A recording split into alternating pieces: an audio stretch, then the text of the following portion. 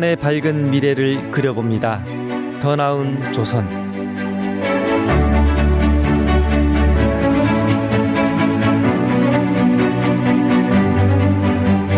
청취자 여러분 안녕하십니까? 북한의 과거와 현재를 짚어보고 더 나은 미래로 나아가기 위한 방향을 고민해보는 더 나은 조선 시간입니다. 저는 진행자 조경일입니다. 매주 화요일에는 북한 사회에 필요한 개혁 과제에 대해 이야기합니다. 러시아의 침공으로 시작된 러시아 우크라이나 전쟁이 벌써 2년 반 넘게 이어지고 있습니다. 북한은 이 침략 전쟁에 1만 명 이상의 군인을 주민들에게 알리지도 않고 은밀히 파병했는데요. 김정은 위원장 독단으로 청년들을 전쟁터에 보냈다는 지적이 나옵니다. 오늘은 북한에서 군 복무를 하셨던 최정환님 모시고 이분의 시선으로 북한군 파병에 대한 소식을 살펴보겠습니다. 안녕하세요. 안녕하세요. 네, 우선 먼저 자기소개 좀 부탁드립니다. 네, 저는 탈북민 최정화라고 합니다. 네. 북한에서 있을 때 제가 거동중학교 졸업한 후에 2004년도에 군대를 나갔다가 네. 2011년도까지 만 6년을 옹진군 쪽에서 과총부대에서 복무했습니다. 옹진군 고사총 부대에서 만 6년 군사 복무를 네. 하셨다는 거죠? 네, 그냥 과총 구분대죠. 네. 네, 뭐 부대가 과총은 아니고요. 네. 해안경비대 쪽에 있는 과총 구분대에서. 네. 고사총 구분대. 네. 네, 해안경비대 쪽에 있는 고사총 구분대에서 그 6년 군인 생활 하셨으면은 만기 제대하신 건가요? 네, 만기 제대했어요. 그러시군요. 제대할 때 계급은 어떻게 마지막으로 제대하나요? 분대장이었어요. 분대장으로? 네. 네. 간부셨나요? 아니요. 분대장이면은 그래도. 분대장은 누구나 거의 다 하고죠. 네. 그렇군요. 네. 네. 전역하기 전에 분대장을 거치고 한다. 그러는 거군요. 네. 알겠습니다. 자, 한국은 지난 10월 18일에 북한군 약 1만 2천 명 규모의 러시아 파병을 했다 이렇게 발표를 했는데요. 네. 미국과 유럽연합 등 국제사회가 빠르게 북한군의 행적을 추적하고 있지 않습니까? 네. 그만큼 큰 파장을 불러올 수밖에 없는 건데 북한에서 군대에 계실 때 파병 또는 해외 파병 이런 것에 대해서 혹시 들어보거나 생각해 보신 적 있으세요? 글쎄요. 그때는 전쟁은 생각해 봤어도 네. 파병 이런 거는 잘 안 생각해 봤죠. 그냥 우리 때만 해도 네. 그냥 전쟁은 하고 살았어도 네. 파병 같은 거는 생각해 본 적 없고 그냥 타지로 네. 외지 훈련이나 예. 아니면은 우리 부대 경험은 아니지만 다른 부대들에서는 이렇게 지역을 옮겨가지고 네. 아주 그냥 쌍방 훈련이라는 것도 하잖아요. 예. 그 정도의 훈련은 있었어도 파병까지는 안 생각해봤어요. 네. 지역 간 이동하면서 연합훈련이라든가 이런 네. 훈련들을 하는데 네. 그 파병 이런 그럼 단어도 개념이나 이런 거 들어본 적은 있으세요? 그쪽에서? 들어봤을까요? 제가 네. 거의 이제 한 10년이 남아되거든요. 네. 그래서 나와서 제가 익힌 외부 말들과 내가 있었을 때 했던 말들이 이제 가물가물해서요. 헷갈릴 수도 있죠. 네, 파병이라는 거를 그때도 알았겠죠, 당연히. 네. 알겠습니다. 네. 네. 자, 지금 알려진 바로는 파견된 북한군이 최정예 부대인 11군단, 네. 폭풍군단으로 불리는 특수부대라고 하는데요. 네. 이 군복무 왔을 때 11군단에 대해서 좀 알고 계셨나요? 네, 우리 주민들한테는 11군단이라는 용어보다는 교도지도국이나 네. 아니면은 무슨 폭풍군단, 경보, 경보. 경보. 예, 경보 군인으로 많이 그냥 알려져 있고, 모그리복 입고, 훈련복이고, 그쪽에 모그리복 있잖아요. 하고 또 행군훈련을 많이 하는 부대고, 유격전에 족화된 부대고 쌈점 할 줄 아는 군대. 한국으로 말하면 그냥 특수부대? 특전대나 무슨 해군 육전대 같은 그런 쪽으로 좀 유명하죠. 그러면 그 11군단에는 규모라든가 아니면 위상 또는 이게 들리는 이야기 같은 게 전달될 수 있잖아요. 예를 들어 11군단은 그런 데 가면 어떻다더라. 거기에서 어떤 일을 한다더라. 네, 맞죠. 이런 것도 좀 있었나요? 그러니까 어린 이렇게 학생들한테는 이제처럼 뭐 격술 배우고 막 전술훈련 하고 뭐 이렇게 뭐 좀 쌈 좀 한다고 하니까 되게 좀 그래 보여도 부모들이랑 사회 쪽에서는 다 싫어하잖아요. 이제 그쪽에 나가서 고생을 너무 많이 하고 오니까 사람들이 우선 거기 군인들이 범연알려요. 나이는 어린데 너무 건늙었거든요.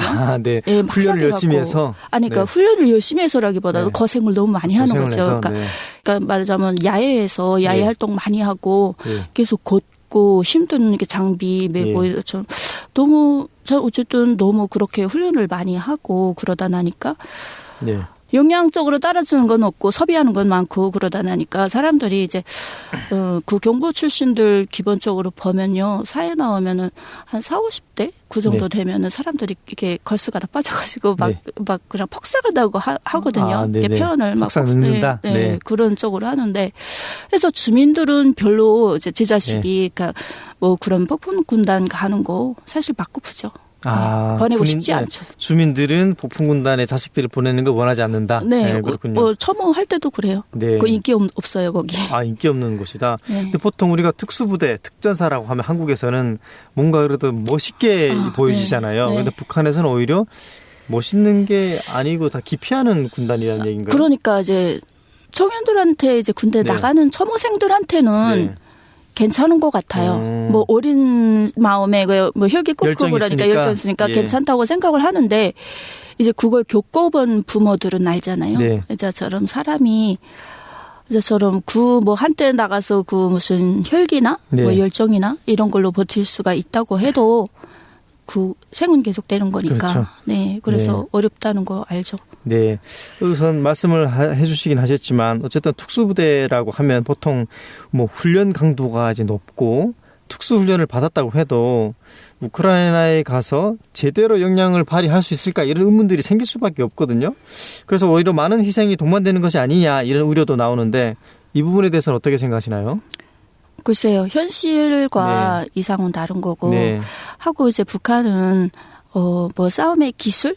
기술보다는 그냥 정신력을 많이 기본으로 하고 있잖아요. 그 뭐 이제처럼 뭐든 훈련 뭐든 생활하는 것 자체가 간에는 사상을 앞에다 놓고 이제 정신적인 면을 강조하다 나니까 그 정신적 면에서는 많이 무장을 했다고 해도 이제 가언은 아니겠죠. 근데 이제 그게 머리로 알고 있는 거하고 이제 직접 가서 하는 거하고는 엄청난 차이가 있을 거니까. 그런 차이가 있을 거니까. 뭐 솔직히 뭐 저도 훈련이라는 거 참가하고 받아보고 했는데 뭐 별거 없거든요. 이제처럼 그 60년대 그 전술훈련 그 유격전법 뭐 이런 거를 아직도 쓰고 있거든요. 그런가요? 그러다 나니까 이제 그 사람들한테는 무슨 이제처럼 뭐 격술 같은 거 배워주고 하는데 솔직히 현대전에서 뭐 이렇게 육박전 뭐 그 정도 할 일이 별로 없죠. 특별히 없을 것 같고, 그래서 어려울 것 같습니다. 많이 어려울 것 같습니다. 북한에서 이렇게 아무리 특전사라고 해도 뭐 격술 같은 이런 것을 배우고 또 사상적으로 아무리 무장됐다고 해도 우크라이나 전쟁에 허허벌판에 나가서 전투할 때는 총탄이 오가고 있는데 격수를 할 수는 없으니까 그런 것들이 많이 괴리가 있다라는 말씀이시죠. 어쨌든 지리적인 조건뿐 아니라 실전 전투에 이제 투입이 되면 북한군 같은 경우는 6.25 이제 한국 전쟁은 조선 전쟁이라고 하죠. 그 이후로 사실상 처음으로 전쟁을 치르는 거 아니겠습니까? 전통적인 이런 백병전 이런 것이 아니라 지금은 뭐 무기가 첨단화가 돼서 뭐 드론도 이제 날아다니고 그러잖아요. 이렇게 됐을 때 북한군 그 특전사분들이 어떨까요? 전투력이 좀 나올까요? 어려움이 좀 많이 있을 것 같은데요. 어떻게 보세요? 그게 이제 내부에서는 이제 자기들이 힘들고 어렵고 이런 게 외부 세력들이 이렇게 무슨 대북 제재나 우리를 계속 이렇게 경제적으로 견제하기 때문에 힘든 거다 이렇게 우리가 교양을 계속 받아오잖아요. 그러니까 사람들 속에서는 또 구석에서 우리 군사력이 또 아주 그냥 저거 최고다고 계속 또 이렇게 이야기하고 막 그러잖아요. 그러다 나니까 이제 내가 알아서 자신감을 가지는 게 아니라 그러니까 그런 교양으로 선전으로 이제 그런 만들어진 그런 게 많잖아요. 그렇죠. 이제 현대전에 참가해서 이렇게 힘들고 이렇게 저거 할 바에는 너 죽고 나 죽고 하자 이런 그런 관점도 많고 전쟁하면 하지 뭐 이런 그러니까 너무 이렇게 쉽게 전쟁이라는 걸 생각하고 했는데 이번에 나와가지고 실질적으로 겪어보면서 현대전 하고 또 우리께 최고라고 했던 것들이 진짜 최고인지 그걸 가늠해 보는 시간은 되지 않을까 이런 생각을 합니다. 뭐 가늠해 볼 수는 있을 텐데 중요한 거는 전투에 나가면은 이제 죽느냐 사느냐의 문제지 않습니까? 근데 북한에서 이 폭풍군단 뭐 소위 특수부대들이 훈련받는 것들을 했을 텐데 현대전에서 사용할 수 있는 그런 무기 사용이라든가 이런 훈련 장비 이런 건 전혀 없나요, 거기는? 이제 봄철에 한번 대대적인 이제 쌍방 이제 훈련이라는 걸 이제 부대들에서 그 폭풍군단 그쪽에 구분대들에서 이렇게 양방향으로 이렇게 행군 훈련을 해요. 한번 이렇게 거정으로 이렇게 쭉 이렇게 더는 노선이 있는데, 그러니까 매 해마다 진행하는데 한 2년에 한 번씩 그 위치가 바꿔져가지고 이렇게 그런 교육들이 있거든요.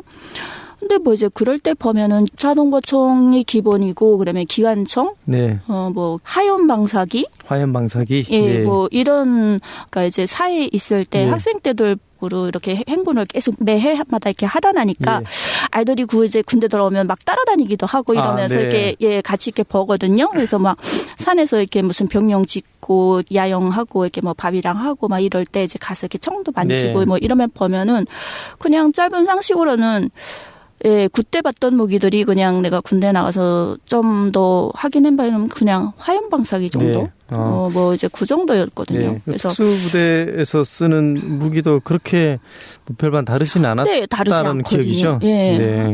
뭐 그냥 제일 인상 깊은 건 어쨌든 개개인이 지도.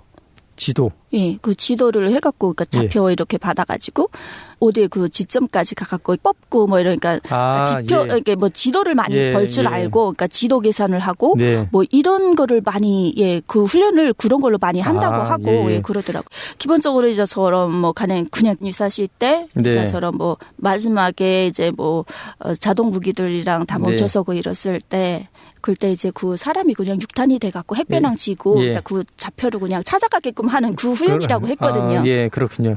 뭐 군대 가면 그런 비슷한 좌표를 찍고 해당 좌표를 이동하는 훈련 이런 것들은 다 할 것 같은데 뭐 지금 제가 들은 바로만 보면은 폭풍군단이라고 해서 뭐 특별해 보이진 않거든요. 아니에요. 그렇군요. 그냥 알겠습니다. 6탄입니다, 그냥. 6탄이다. 알겠습니다.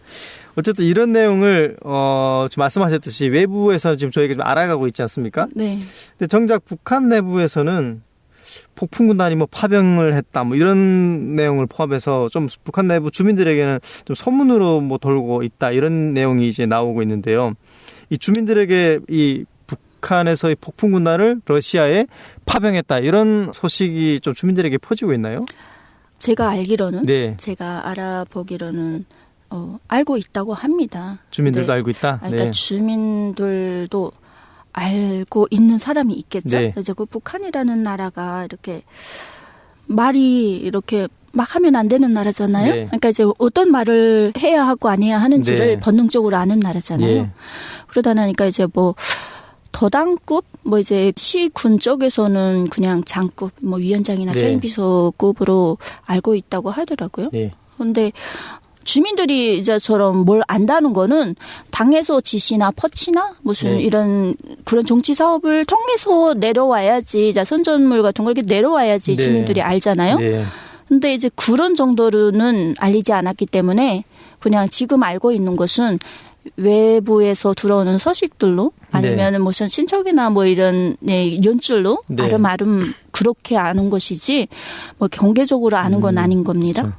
일단은 도당 간부급 정도에서는 일단 알고 있지만 주민들도 아름아름 또 알고 있다 이렇게 말씀하시는 거군요. 알겠습니다. 말씀하셨던 것처럼 이게 알려지지 않은 이유는 북한도 그렇고 러시아도 그렇고 모두 파병에 대해서 공개적으로 밝히지 않지 않았습니까? 국제사회에서 계속 추궁하니까 러시아도 그렇고 북한도 그렇고 사실상 시인했다라고 볼 수가 있을 것 같은데. 네. 근데 왜 북한 정부에서 이 파병 소식을 북한 내부 주민들에게 알리지 않았을까요? 이유가 뭐라고 보시나요? 그렇겠죠. 뭐 북한에서는 솔직히 네. 주민의 알 권리, 뭐 인민의 알 권리 그런 거 아주 완전히 무시하는 나라잖아요. 그렇죠. 네. 뭐 그래서처럼 그걸 알려줄 필요도 사실 없고 네. 하고 뭐 이자처럼 북한이 주민들한테 알려주는 데는 그러니까 어떤 그러니까 주민 교양 무슨 뭐 자기네 사상 무슨 네. 뭐 이런 그러니까 좀 우시대만 할 게 있고 뭐 정당하고 뭐 이자처럼 뭐 하긴 뭐 정당하다고 해서 뭐 가니까 그러진 않았지만 네. 어쨌든 계기가 있고 이렇게 저거 하는 게 있어야 되는데 그걸 뭐 굳이 알려봐가지고 네. 뭐 주민들한테 지금 실제로서 뭐 알려서 뭐 총알바지 내보냈다고 비판받을 일도 없고 네. 뭐 그렇다고 뭐 이제 중국이라고 하면요. 네. 중국이라고 하면은 이게 중국이 뭐 지금 전쟁이 일어났다고 하면 구실이 있잖아요. 우리를 위해서 같이 싸웠댔으니까 우리 내보냈다는 그런 게 당당하게 말할 수 있겠지만 러시아는 좀 다르지 않을까요? 뭐 러시아가 네. 전쟁하는데 이제처럼 뭐 중국은 한번 전쟁에 참전을 했댔고 이제처럼 네. 뭐 형제의 나라 뭐 이런 쪽이 깊긴 한데 이제 러시아에서는 그냥 무기나 기술이나 이런 걸 우리가 받았다고 선전할 수도 없을 거고 네. 그 북한이 계속 우리 군사가 최고고 우리 무기가 우리 기술로 뭐 하면서 이렇게 계속 떠들었잖아요. 네. 우리의 기술이다 뭐 이제 네. 우리의 뭐 자원이다 이렇게 네. 떠들었는데 지금에 와가지고 뭐 이제 부족한 기술을 뭐 좀 받기 위해서 보냈다 뭐 이런 구실을 댈 수도 없을 것이고 네. 많은 게 작용하지 않을까. 네. 네. 그러니까 뭐 주민들에게 알려봤자 뭐, 네. 뭐 네. 특별하게 비판이나 받을 것 같고 네. 그리고 특별하게 자랑거리가 아니다라고 네. 생각하시는 거죠? 자랑거리가 네. 아닐 것 같습니다. 네, 그렇군요. 어쨌든 알리거나 알리지 않는 데는 분명 이런 정책적인 또는 정치적인 이런 이유가 있을 텐데 네. 좋은 반응을 얻을 게 아니니까 네. 그렇다라는 거군요. 알겠습니다. 또 이제 궁금한 것들이 있는데요. 네. 어쨌든 최정아님 같은 경우는 군인으로 북한에서 네. 계셨지 않습니까? 만약 최정아님이 러시아에 파병된 병사였다라고 이렇게 가정해보죠 한번. 네. 네. 어떤 생각이 좀 드셨을 것 같아요? 대단히 영광스러우실 것 같은데. 영광스럽다. 뭐 어떤 면에서요? 뭐 이제처럼 일단 군대에 나갈 때 선서를 네. 하잖아요. 저국가 인민을 위해서 네. 당의 명령 뭐 간철을 위해서 이 한 몸 이렇게 네. 다 바치겠다는 네. 그런 선서를. 청폭탄이 되겠다. 네, 네. 그냥 6단이 돼서 그냥 청폭탄이 되겠다고 하고 나가잖아요. 네. 하고 솔직히 군 나이 때는요. 네. 지금 제가 생각해봐도 군 나이 때는 내가 나를 엄청 자랑스럽게 생각을 했고 네. 내가 진짜 국가를 위해서 네. 아니면 뭐 당을 위해서 내가 진짜 이름이 남을 그런 생을 살고 싶었어요. 그 죽는 전쟁터인데도 그랬을 것 같아요. 그랬을 것 같아요. 그러니까 진짜 뭐 내 옆에서 누가 죽어나가지 않는 이상은 이상은 항상 껍치잖아요. 껍받치잖아요.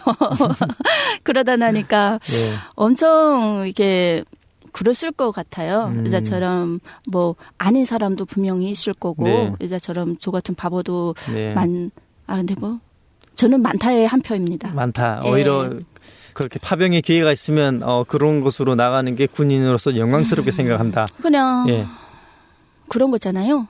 영웅이 돼서 돌아오라. 영웅이 돼서 돌아오겠다. 이런 소리들도 많이 하고 내가 영웅이 될 기회가 왔다 이런 생각을 하는 사람도 분명히 있을 거고 저는 제 그때 나이대로 생각을 하고 제가 지금의 나이가 아니라 내가 그때 그 18, 23, 22 이때 나이라고 생각을 해볼 때 그냥 영광스러웠을 것 같고 그냥 뭐 솔직히 안에서도 힘들잖아요.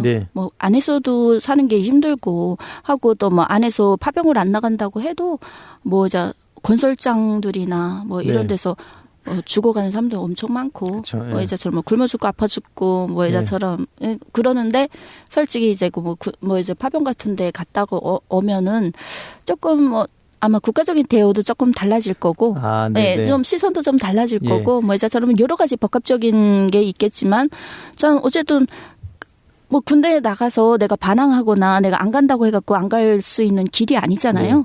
그러다 나니까 일단은 가는 거 그렇게 맞아 가기 싫어 이렇게 하는 사람이 별반 없을 것 같습니다.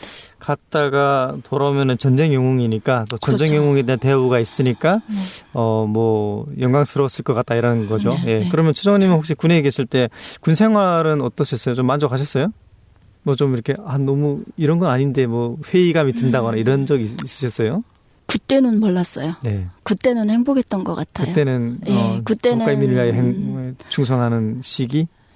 그런 것 같아요. 예. 그런 이상도 그러니까 이제 진짜 힘들고 어렵고 배고프고 이랬던 것들 없지 않았죠. 많았죠. 근데 많았는데 그거를 그냥 혈기로 열정으로 이제처럼 그렇게 사상으로 그렇게 그냥 모르고 갔어요. 그럼 가면서 이제처럼 또 뭐 거기도 사람 사는 곳이잖아요. 그러니까 같이 웃고 오시면서 그냥 그때는 엄청 그랬던 것 같아요. 그렇군요. 알겠습니다. 네. 그러면 그 군 동료들, 전우들이죠. 전우들도 최정원님처럼 그렇게 뭔가 조국과 인민을 위하여 뭐 충성을 바치는 그런 분위기의 군 생활이 이어졌나요? 당시? 아니 있잖아요. 이제 사회 쪽에서 이제 어릴 때랑 우리 이제 뭐 그렇게 바보는 아니잖아요. 그럼 그걸 왜 죽어? 이제처럼 뭐 내 죽음은 뭐 이제처럼 누군 색텔레비 벗고 나는 그냥 뭐 이렇게 그런 수준에까지 왔어도 군대라는 게 우리에 딱 들어가잖아요. 그러면 거기서 매일 정치상하게 맞춤 교육을 진행하는데 그때는 인차 또 이렇게 세뇌가 돼요. 그 상황에 영향을 또 많이 받아요. 적합하게 영향을 받고 적응한다. 알겠습니다. 자, 어쨌든 최정원님은 군복무를 마치시고 한국에 좀 오셨고 지금 한때 전우였던 그런 북한 병사들이 러시아로 파병 어떻게 생각하세요? 그러니까 저는 딱 말하고 싶은 게 한 가지였어요. 사람이 자신이 옳다, 자기가 옳다 그런 신념 그런 거를 너무 가지고 살면요. 그게 사실 내가 옳다는 국에 미쳐서 사는 것만큼 무서운 것도 없다고 생각을 하거든요. 자기만 옳다고 주장하면 좀 위험하긴 하죠. 그게 아주 위험한 거라고 생각을 하는데 북한이 그렇게 위험한 사람을 엄청 많이 생산을 했잖아요.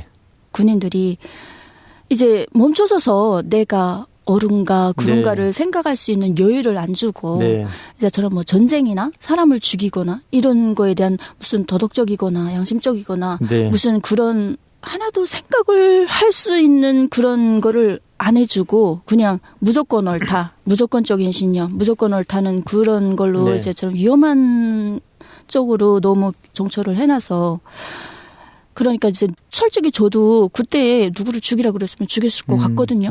무슨 아무런 의식도 죄의식 없이 그냥 죽였을 것 같아요.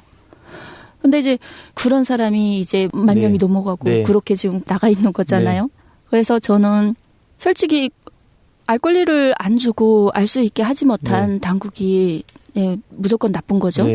해서 한 번쯤은 그러니까 이제 군인들이 이제 외부에 나와서 이제 진짜 그런 전쟁을 겪으면서 내가 누구를 위해서 왜 싸우는지, 왜 죽여야 하는지, 또 내 동료가 내가 왜 죽어야 하는지를 한 번쯤 생각하는 그런 기회가 됐으면 좋겠고요. 이야 뭐 나은 거 이제 철수는 할 수 없을 거고 이제 싸움은 계속 될 것이고 그러는데 이제 좀 변화했으면 좋겠다. 그 변화가 또 들어가서도 또 이제 부모 형제를 통해서도 친구를 통해서도 좀 많이 그렇게 느낀 그 이제처럼 전쟁이라는 또 이제 사람을 이렇게 생사를 가지고 그렇게 함부로 한다는 그게 얼마나 제약인지 이런 거를 실제적으로 좀 느껴봤으면 좋겠습니다. 되게 간절한 부탁 같은데 북한 군인들이 이 전쟁터에 왜 나가는지 나의 죽음이 조국과 인민에게 진짜로, 어떻게 도움이 되는지를 한 번이라도 생각해 볼 수 있는 기회가 있으면 좋겠다라는 말씀을 하셨는데요.